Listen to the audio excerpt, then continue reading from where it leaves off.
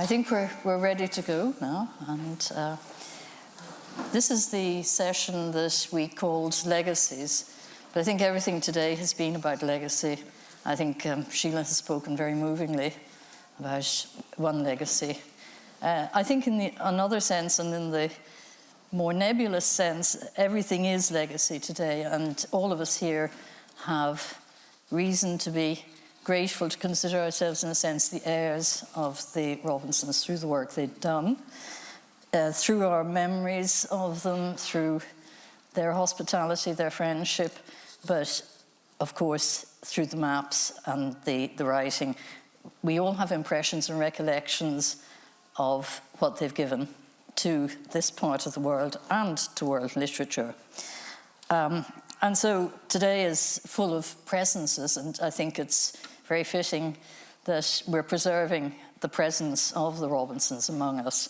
And I always think of Tim himself as the great preserver of memory, of the past. And we've heard a lot today about the deep time, the foundation myths, the people who have been present in their lives, who were present here eons ago.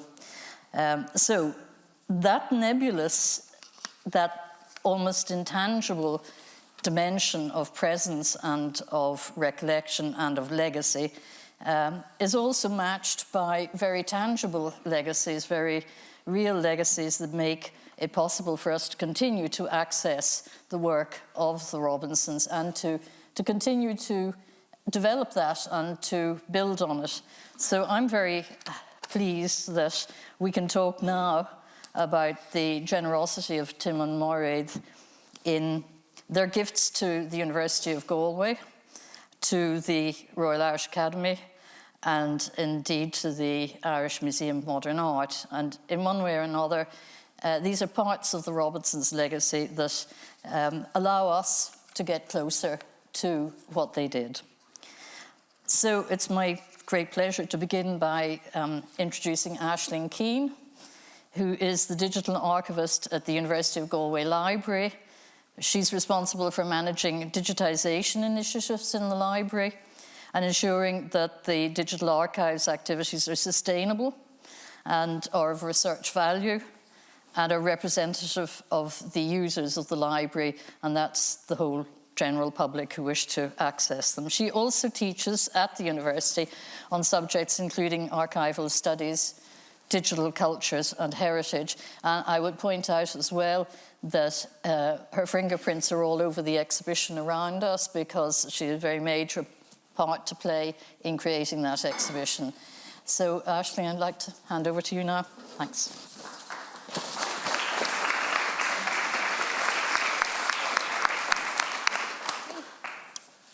Hi everybody, and thank you Jane for that lovely introduction. So I'm going to be talking about the archive, which, as Sheila very beautifully outlined for now, is very much distinct from the building that it was so immersed in. I'm going to begin the story in late 2013, shortly before Tim and Mairead. Well, that's not when that photograph is from, that's from 1984, sorry, but it's just to illustrate it. My story is beginning in late 2013, which was shortly before Tim and Mairead embarked on their journey to London for the winter. And we were very fortunate, thanks to the efforts of my colleague, Kieran Hoare, to get the archive transferred from their beautiful home in Roundstone in that kind of lower level studio that Sheila showed us photographs of, to a safe place in the strong room in the archives of NUIG, as it was at the time. That summer, that studio got particularly battered, so it was just in the nick of time. It was quite a close call, and it was kind of, I don't know, poignant. I suppose Tim is a literary treatment of coastal regions as being inseparable from the influence that's exerted on them by time, but it was very nearly engulfed by the same influence. So it was quite fortunate. And the story of how the archive came to Galway and the University of Galway in the first place goes back over four decades previously, when in 1972, Mairead encouraged Tim to visit the Aran Islands, having watched the Robert Flaherty film Man of Aran. And that began 4 decades of an immersive deep mapping and writing project where they chronicled what he called the ABC of Earth Wonders, Aran, Burren and Connemara. On mapping the Burren, Tim wrote, his aim in mapping was to convey not just a conventional array of spatial information, but an expression of its individuality. Then 12 years later, 2 maps of Arran and 1 map of the Burren Inn, they founded Folding Landscapes as their publishing house for their critically acclaimed very individual maps. 3 years later, they won the Ford Irish and European Conservation Awards for their, quote, unique combination of culture, heritage and conservation.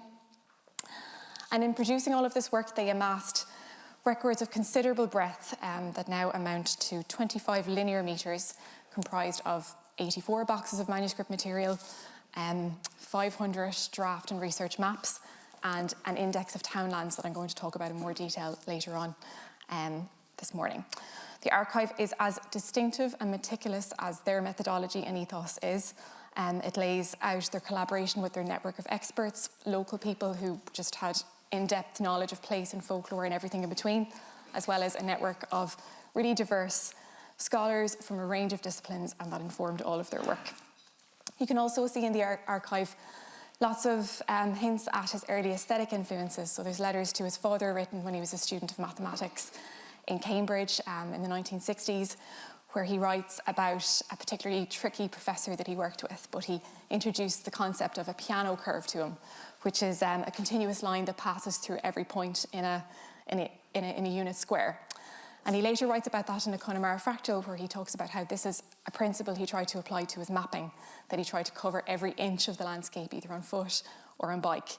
And it was something that kind of really informed his approach to mapping. And you can see all of those kind of theoretical and visual influences throughout the archive from a very early point. I kind of skipped a bit there, but I suppose around this time in the late 1980s, he also had a column in the Connacht Tribune on mapping South Connemara. And this served a number of purposes. It sort of immersed him in place and folklore, but it also familiarised him to people in the local community and sort of helped with that too. He wrote, and I'm going to quote, "That is one function of my work, translation of the dense web of place and folklore out of speech and memory and into the world of books and maps. And it's a troubling aspect of the enterprise." So in putting together their portfolio for the Ford Conservation Prize that they won, their focus was on how humans can intelligently and lovingly dwell in human habitat. And they saw the Western landscape as a perfect field to play with these ideals. And as we've heard this morning, they really embodied all of those ideals. The archive also includes lots of community campaigns and lots of research into things like seaweed harvesting, land use for wind farms, knitwear industry as just a cottage industry and everything that it meant, the oral transmission of it and all of that kind of material, and a whole host of community campaigns and initiatives and research too. So I'm going to move on to some treatments of the archive. So this is one component of the archive, and sorry, that is a very skewed photograph of my phone, I've just noticed, so apologies. But so I suppose our primary responsibility in the library is the preservation of the archive. But there's a tendency to sometimes think of libraries as closed spaces, and this is something that we really wanted to move beyond the concept of an object-based archive to make it something that's more evolving and open, and to emphasise that it is something that is open and accessible to all. It's not in any way locked away or inaccessible. It's just being kept safe. So the ways in which we have aimed to do that and have tried to do that so far are in collaboration with communities and academic partners, but also through digital innovations as well. So, and we've had wonderful partners, Dr. Nessa Cronin and Professor Jane Conroy and numerous others, but they've been such drivers of strategic planning and everything in this regard. It's been a joy to work with them. So to stay true to the multidisciplinary kind of approach that they took and to keep the mapping alive, we aimed to create, I suppose, a digital map. And the aim was to represent the geographical spread of the archive and increase access, but to present the subject matter in a visually engaging manner. And I'll show you a little bit of that in a second, but this is to kind of illustrate the entry point. So what you see here is an index of townlands. So each drawer represents a civil parish in Connemara and the Aran Islands. And then within that, on 7,000 index cards, Tim Robinson has kind of distilled an awful lot of his information into, so you've got 13 civil parishes, they describe over 500 townlands, and they're on 7,000 cards. So it's kind of like a distilled version of the fieldwork that he had. Now there's other notebooks that have it in much more detail, but this is kind of a nice, succinct sort of version of it. And what that includes are Irish and English language versions of the place name with a bit of a translation or an interpretation.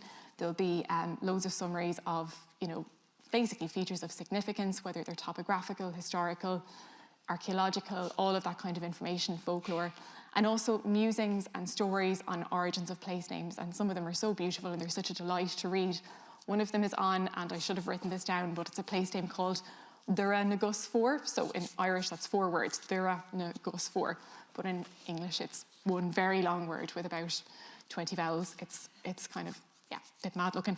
So I suppose he had heard that, the story that he heard, and he credits the local person that told him this, is that the local story was that a local herd hand wandered into the woods, got eaten by a bull, killed, and all that was left of him were his boots with the feet still in them, and that Dura na Gus 4, Dura means woods, na Gus 4 is cold feet, and that this was the origin of this place name. So there's loads of, I won't say delightful stories like that, but they're entertaining, and they're a lovely kind of addition to it.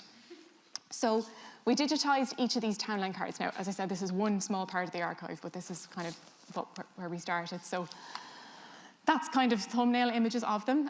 You can find that by just Googling University of Galway Digital Archive, and you can add Tim Robinson to that or navigate to it. And they're laid out in the same way as his physical archive is, by civil parish and by townland and that kind of thing.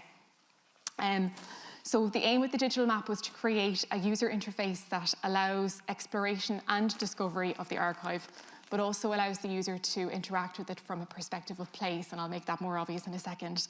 Now the archive can also be interacted with in a traditional sense, with a catalogue and a structure, but this is just kind of one entry point.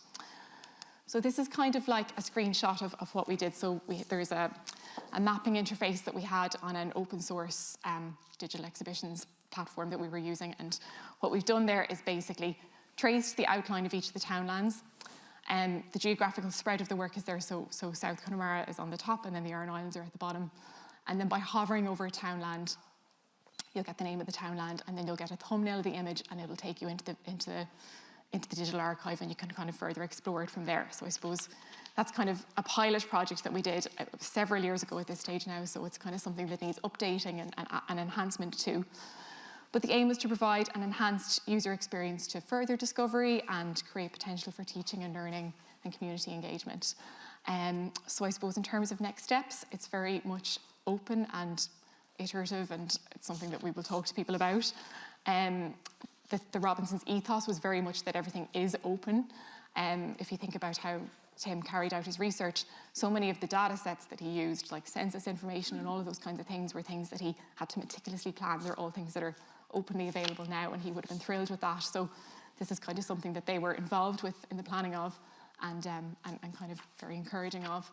So that's kind of all I wanted to present, really, just the fact that the archive is there and very open, and that's it. So I'll finish up there. Thank you.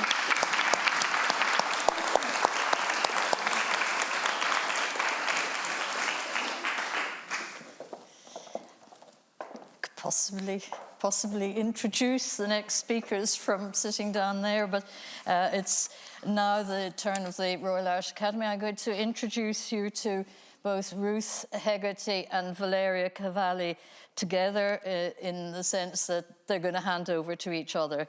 So, of course, Ruth is managing director of the Royal Irish Academy's publishing house, which is a very old history, goes back to the founding of the Academy, in a sense, through the early publication of the transactions of the Academy in the late 18th century. And Ruth now presides over quite a major publishing endeavour, many books each year, 6 journals that have to be produced. And I think the Academy's publications are recognised as having a very high standard of design, very high standard of quality. I think what Ruth would probably want me to emphasise is as well that she has responsibility as well for the Prism imprint, which was one that she initiated. Sorry, I'm swivelling here. That she initiated in 2006, which produces accessible books, very beautiful books that encourage readers to access scholarly material. And the topic for this part of this session is reprinting the maps, Tim Robinson and the Royal Irish Academy. And Valeria Cavalli who joined the publications of the Royal Irish Academy more recently, has now got the responsibility of being the coordinator for the reprint of the Robinson maps. And it's just a reminder that Tim Robinson, who was elected to the Academy in 2010, gave the Academy the copyright, the right to reprint. And so we're going to hear more about that now. Thank you. Thank you very much. Thanks. Thank you very much. Hello, everybody. Thank you for the invitation to speak and to speak here as well. It's a favourite place of mine. As a place, it gives me a very delicate thread back to my grandmother, who I never met because she died when she was 41. But she spent some of her years here, I think probably in the 1930s as a schoolgirl. So I always like coming here. But on my mind this morning is the Royal Irish Academy's role in the legacy of the Robinsons and how we can keep the threads that they wove embedded in Irish cultural life and artistic life. We first became, or at least as far as I know, first became involved with the work of Tim and Mairead in 2006 when they were putting their estate in order, and they approached us and offered to leave the rights to their maps to us. We accepted, and Tim's last will and testament states, and I quote, "I give and bequeath all my publications, artworks and all royalties, copyright and all other intellectual property rights vested in me on my death to John Drever, excluding the following publications, which I give and bequeath to the Royal Irish Academy for its general charitable purposes absolutely.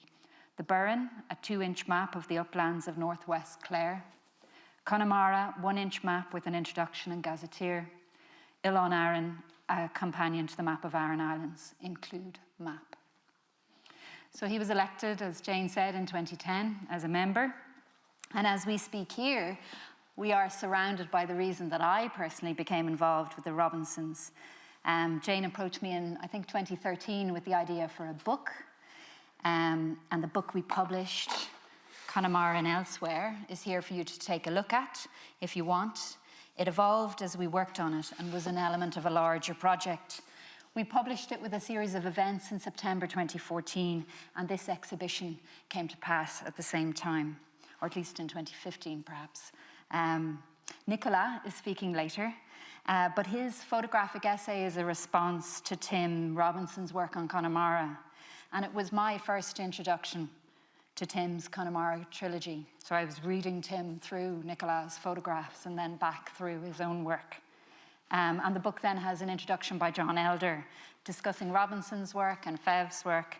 And then Tim was already thinking about leaving Connemara. So he added 3 essays, and that's where the "and elsewhere" comes from the title. So these 3 essays were ways of escaping Connemara and moving on to the third half of his life, I think. But in this process, I came to Roundstone to meet the Robinsons, and I experienced their capacity for making links with history amongst each other, creating connections, and encouraging not only their work to be forged, but also for me to make work with them or with others. And so seeing the room there, Sheila, really brought me back to that. But when I was there, what they were really excited about was the work of Timothy Drever.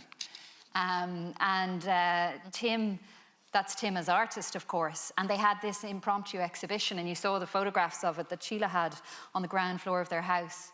Much was damaged by water, with flood lines encroaching on the artwork, marking the high water point, maybe a work stored at the water's edge or in the water sometimes. So I became involved in working with them on seeing if the works could be preserved, and they were working with Emma and Christina Kennedy there. She took the works up to Emma and accessed some of them into the National Collection, and they've been exhibited there. I was working at a time on a project to open up the ground floor of Academy House, and we were delighted to acquire 4 of his works. And they hang on temporary exhibition in the front hall of the Academy, so any of you can call in. If you're ever passing Dawson Street, you can call in and see his work there. And they're seen by thousands of people as people come through to events that we host. But I wanted to show you this picture here, which is on the right as you come in, and might be your picture completed or in final form, and it's called, as far as I understand, quaternions. And it's playing around with quaternions. He was a mathematician, of course, and quaternions were described by William Rowan Hamilton in an equation that he invented or expressed. He was president of the Academy at the time, and he was walking down the canal past where I live in Cabra towards the Academy for a council meeting when he had this eureka moment, and he scratched the equation into Broom Bridge. And these equations ultimately help you conceive of things in 4 dimensions. So whether that's a satellite moving through space, or when you're playing a video game and people move around in that, that's, as far as I understand, what quaternions can help you express. So when I pass this work in the hall, I think not only of Tim as an artist in London in the 60s, but of the man from 1843, William Rowan Hamilton, whose ideas he was interrogating. For me, that's my role in Tim's legacy, to make the work available so that these links forward and back can be made. I remember reading about the idea that inspired Henry James when he wrote the Aspirin Papers, which was set in Venice. He was really taken by the idea that there was a woman alive in his time that had been a mistress of Shelley, who seemed to be so far out of reach back in the early part of the century that he couldn't really actually talk to somebody who knew him. So we can all access this history and culture of the world of Connemara, Arran and Byrne by working with Robinson. So I'd like to draw your attention, just in case any of you are in Venice over the summer, to one of these examples. There's a team of UCD architects led by Peter Cody, who are exploring this concept of hybrazil at the Venice Biennale, which has got a focus on architecture this year. They came to visit the Academy, and they've incorporated much of our work on the new survey of Clare Island into their exhibition. As they describe their work in search of hybrazil, they say it considers that islands have long been a significant crucible for language, for music and song bound up with lived experience, and they support a rich and unique biodiversity. Their small communities, existing on the margins of viability, have embedded in their social order and cultural memory a deep knowledge and understanding of the ocean, land and resource management, and the practice of maintaining sustainable environments. For me, they could be describing Tim and Mairead's work over a lifetime. So I showed them not only a manuscript in our historical collections, which is the Book of O'Lees, given to us to keep for the nation and reputed to come from hybrazil. It contains medical wisdom from medieval times. But I also suggested that they consider using Tim's work, as it connects deeply with the ambition of their project, and they're going to incorporate the Arran map into the exhibition somehow. The Irish Pavilion will open on the 20th of May if you're there, and it'll run through the summer. And then it'll come to Ireland next year, so I don't know if this might be a place for the exhibition to come, perhaps, I don't know. The best contribution that we can make, though, in the Academy to Tim and Mairead's legacy is to ensure that these types of links can continue to be made, and to ensure that the work continues to be available, which is a little trickier than we thought when we accepted this great honour and responsibility to look after the maps. And Valeria is working on that project, and she's going to talk to you about that now.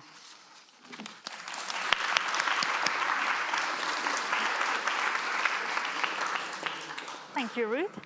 So, yes, as it has been said already this morning, the maps are almost out of print. Like a few copies resurfaced and they're available in the shop. But if you go and try and source the maps, you can't really find them anywhere. And we do receive like numerous emails every year from people looking for a copy of the 3 maps. And I believe our colleagues in Galway also receive several emails every year.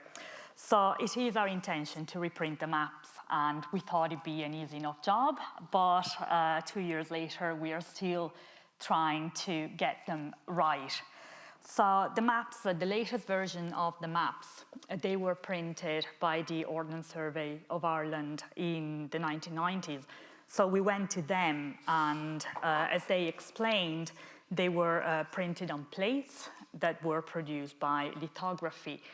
And I should have here, this is like a photograph of a printing plate, which is obviously not the printing plate of the map, otherwise I wouldn't be here. It's the printing plate of the booklet that accompanies like the Burren map, and this is stored in the archives in the University of Galway. And the printing plates apparently are not there anymore in the Ordnance Survey offices. And they explain that that may be due to the fact that printing plates have a lifespan, so you can just use them for like a certain amount of time. After that, they get worn and possibly destroyed if there's no use to be made out of them anymore. So the next step then was to source the transparencies through which the printing plates were made and try and digitize those for reprint. So through, thanks to Sheila, we got the transparencies for the Burren and the Aran Island. And we did try, the first attempt we did was like to print them at 300 dpi through a professional in Dublin. That's the usual resolution that you use for printing. But when we attempted the print, and like I need Ruth's assistance for this. See, this is the Burren, and it looks perfect from possibly where you are looking at. And it looks like a perfect map, but I leave it out for during the break. If you want to come closer and have a look at it, you see that especially at the edges, like the writing and the details are quite fuzzy. And if you have a ruler in your handbag today, you see that they're quite stretched. So the first attempt at reprinting the map, and we can show Aaron as well because we have it, it wasn't particularly successful. So see, it looks perfect from afar. If you come close, the details are a bit fuzzy. So what we did next was like to source the actual maps, like flat maps, not the folded maps, because you see when they are reprinted, you can see the folds, and that's not suitable for an actual like reprint the way we want to do it. So we sourced like the flat maps that were in possession of John Drever. Like Ruth flew over to London, got them back, and we went over to the University of Galway. And the staff there are fantastic, and they took so much care in trying to scan them at a higher resolution. They have a much better machine. These are like the maps as we have them at the moment. And they have a more sophisticated machine than the one that we used in the first attempt at reprinting. You see it's a one of the like most recent technology that you can have for scanning. This machine scans at 600 dpi, which is like twice the resolution of those. And this is like Evan trying to place the map on the table, and then that part that comes out, that contains a camera, and the camera will go all the way up to the ceiling and take a picture of the map. The lens that they're using is a 55 millimeters. Like some of you in this room will understand like the quality of the picture that can take. So we did that, and they said there is a possibility of using an even better lens at 80 millimeters. And that will require, though, a much higher arm, like going up to the ceiling. There is no space left in that room, so what they're going to do is like set it up in a way that the table is taken out, and we can use the space between the table and the floor to get a better picture. Those are coming, they're going to be sent as soon as they are scanned, and like our designer will take care of like checking the quality. If the quality is good enough for print, we'll proceed with that, and hopefully you'll all hear the news of like the maps being reprinted. Failing that, we'll probably go back to the transparencies and try another route with a better machine than the 300 dpi's that we used before, and hopefully will succeed. I'm very optimistic. I think it's a question of when rather than if, But I know that there are professionals in this room and watching from home as well. So if you have any suggestions, like you can come up to me during the break, or you can contact us at publications@ria.ie. And that's it. Thank you.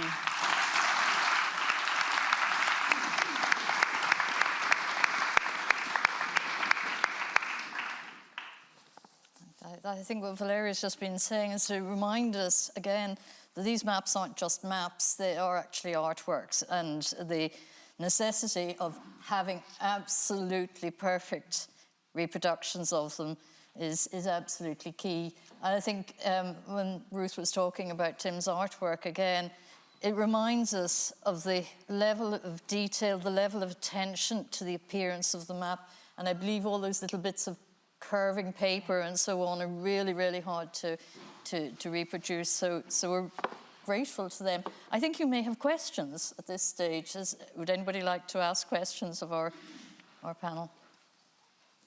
Microphone there. Just wondering if we can have a website of yours. Oh, of course. Now, it changed while I was on maternity leave. It is digital.library.universityofgalway.ie. But honestly, if you just Google University of Galway Digital Library, you'll get to it. And if you put Tim Robinson in, you'll get to it pretty quickly. So.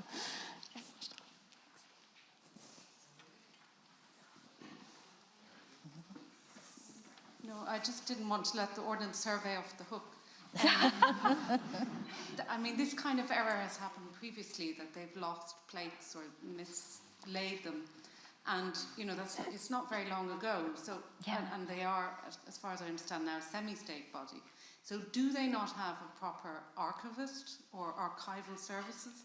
Or, you know, to what degree are they taking their enormous responsibility to actually, you know, safeguard the cartography of the nation? And how did it happen that they lost that plate? That's a good question. I don't know if they have an archivist, to be honest. Well, they didn't say they lost it. They said that if they exist or not, they do not know. So it may be, you know, worth investigating, but I cannot speak for like the kind of resources that they have. So I'm trying to work around the answers that I get. If there's another route to take, I will take it. But, you know, I may have to go back to them and see what we can do. And the thing is, the technology is changing as well, so those plates are even difficult to use now, and that really what any printer probably wants is a high resolution PDF is what they're looking for, and that's ultimately what we'll probably try and create, and that's what we'll make the prints from, unless we have to go to the National Print Museum with these plates and create some kind of, you know, hand-pulled, which would be an interesting process in itself, maybe, for an artwork like this. Could I just add to this conversation? I had a long discussion with Tim about this problem. Did you? Yeah. And he said to me that it got rid of the plate. Okay. Oh, did he? Yeah. I'm sorry to say that. Yeah. You know, but that's what he told me. Okay. Yeah, because it has changed. The technology has changed. So they just. Yeah. So I think they actually got rid of it. But that was Tim's understanding. Yeah. And Connemara is the trickiest one. Like when you see the scans here, you see folds on them, and I think Aaron and Byrne we might achieve, but Connemara is the one we're still. We're trying to find them all, but and get decent scans of them all. But Connemara is going to be the trickiest. So if anyone has a Connemara plate knocking around in their house, which presumably they don't. He was very worried about that. He realised the implications it had for him. Yeah. Do we have any further questions? No? I sort of wanted to ask Aisling, because you must have the best overview of the archive now at this stage, though I think Nessa is something of an expert as well, but Will pretend she's not here. What are the uses that people are making of the archive? I mean, what's the level of, Nessa, if you want to chip in, what's the level of access now that people have? I mean, how much is online? The people, and are people coming in and asking? And then my other question was, how does it relate to these other archives that are there, which are very much, many of them place focused as well, very much west of Ireland and so on, the Becker archive and the Eamon de Boetelaere collection and so on. I'm just wondering, have you a profile of the typical user that comes in? Yeah, it's not, I suppose there isn't, that's one of the most interesting things about it, there isn't a typical user. But in the sense, it's very much embedded in some teaching programmes, Irish studies and geography and archaeology. They have, you know, students that come in and look at them. And the Moore Institute also has had visiting fellows over the last number of years that come and do focused research on it. But it tends to be from a really wide range of multidisciplines, and it draws in people who aren't traditional users of archives as well, from, you know, engineering and varied disciplines like that. So it is very used by a wide variety of people. In terms of how much is online, and obviously there's local scholars as well, everybody is welcome to use the reading room. It's not specifically a University of Galway thing at all. It's open to all bona fide researchers. In terms of how much is online, it's just the Townlands Index for now. The maps that, there's 500 research and draft maps. Many of them would be under copyright, many of them are Ordnance Survey maps, so they're not available online. Then the manuscript material hasn't been digitised as well. It may be done in segments. I suppose there's no immediate plans to do it, and we'd probably be working in collaboration with people in order to identify, you know, specific strategies or focuses for that. So, yeah, not much has happened there. It's just the Townlands Index is what's online. For West of Ireland related archives, there's some of them are listed there. There's the Balfour album, which is a collection of 19th century photographs around the west of Ireland. Eamon de Boetelaire's collection. There's several photographic collections that are available online through that digital archives portal. There's also several ones that relate to the Irish language specifically and different subject areas. And not all of those are available online, but catalogues are, and again, they can be consulted. So I don't know if that answers it. Sorry, Aisling, could I? Yes. Hi, Yeah, thanks very much. It's really interesting to see your Oh, two. Sorry. I just wanted to ask you, are there parts of the archive that you think could suitably be accommodated in the house if the house were obviously restored and no longer damp? I mean, are there aspects, physical parts that you think that could be transported? Yeah, I suppose it'd maybe be more of an exhibition or a replication kind of situation, because where they are at the moment is climate controlled and is sort of suitable, and while things might be lent out to visiting institutions, like a lot of care would have to be taken as to, you know, how much light is displayed and all of those kinds of conditions. So I suppose the short answer is it would be reproductions, I suppose, but certainly things could go on display, yeah, I think, yeah. But it, you know, it's worth a discussion with the stakeholders.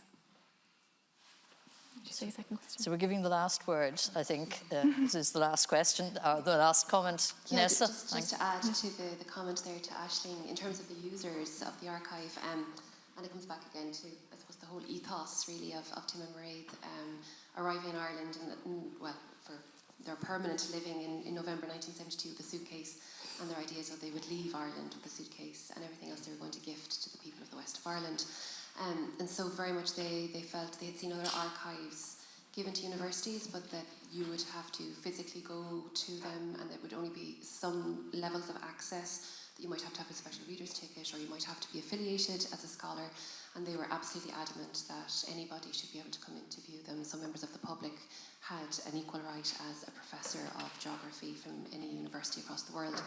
And so we worked very carefully with the archive team and the library team to do a whole set of series of events. And the idea was, as the archive was coming in 2014, we would do it in tranches. And so as things were being digitised and catalogued, we would then do a mini event rather than waiting for one big splash or one big bang after 4 or 5 years. So it kept all of that going and kept it very much alive, I think, and they were also part of that process, which they really enjoyed. And so we ran a couple of community mapping group workshops that were always a sellout gig, and we did several of them on campus and then off campus as well. And the idea was that Tim had already said as well with John Elder that we should bring the muddy boots into the academy, and the academy needs to get out as well. So we kind of kept that revolving door ethos as part of it. And the final one, and again, if you just Google it, you'll find it, we did a wonderful project called Earsma, look at the idea of that an archive is just a fragment of people's lives, it's never the entirety. So look at the Irish word for Earsmalin, which is the museum, and that how archives are just collections of fragments of people's lives. So we had several artists coming with us, and we did a big project, an Artist in the Archive project. And Tim used to joke, he said, Nessa, can I apply for that? And he said, I'll bring my sleeping bag and I promise I'll be good. So we did different projects with artists, and that set in train a whole other audience for usage for the archive as well. So we've been very, very delighted with students, public usage, scholarly usage and artistic usage of the archive, and hopefully that will continue as well. So I think we can. I think I can see Frank moving us towards our lunch. But just to say, in summing up, I think that this session has reminded us how there isn't a future unless there's preservation, and I think that Sheila's, made that very clear in relation to the house. All of this is about access and about future people, future generations having the same opportunity to enjoy the work that's been done. And so, thank you very much. Thank you.